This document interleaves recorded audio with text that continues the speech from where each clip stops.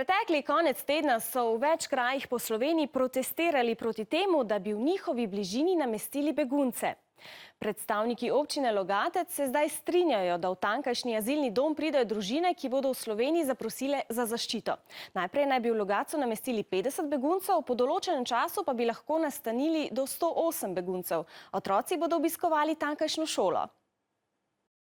Te pisane hišice so bile včasih vojašnica. Kmalu pa bodo začasen dom družinam, ki prihajajo z nemirnih območij in bodo v Sloveniji zaprosile za zaščito. V domu se bodo tudi otroci učili slovenščino. In ko bodo znali dovolj, jih bodo vključili v eno od tukajšnjih šol. Manj, da jih bomo kar v redu sprejeli, čeprav je veliko predsotkov, ne? Probam na to čim bolj pozitivno gledati, ampak je res, da me je ful strah, ker so v bistvu čisto iz druge države, druga vera, drugi običaji. Eno sošolko smo dobili tudi iz Peruja in smo jo dobro sprejeli. Mislim, da lahko to tudi ponovimo. Nismo tudi spoznavali recimo nove vere, pa recimo kulture. Neki bi jih že sprejeli, sam ne li jih veliko, tako da upam, da jih ne bo preveč. Če bi jaz mogla iti v drugo državo v šolo, bi mi bilo težko, ker ne bi nobenega poznala.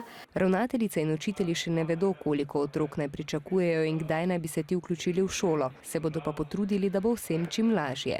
Premislimo pa tudi vedno, v kateri razred jih vključimo, h katerim učiteljem, ali je to večja skupina, manjša skupina. Torej, kadar dobivamo nekoga, vedno premislimo, kam ga vključimo. Ne? Za nasvet bodo zaprosili tudi šole, ki imajo več izkušenj z otroki iz tujine. Učenci osnovne šole Livada v Ljubljani prihajajo iz več kot 10 držav. V 5. razredu sem prvič prišla, sem bila ful živčna, zaradi tega, ker nisem vedela, kaj se bo zgodilo. Bilo me je strah, da me ne bojo sprejeli. Zaradi tega, ker so vsi različne kulture in vsi sprejeli so me tako kot ostali. Imam najboljšo prijateljico iz Ukrajine. Nam je vseeno, iz katere države je.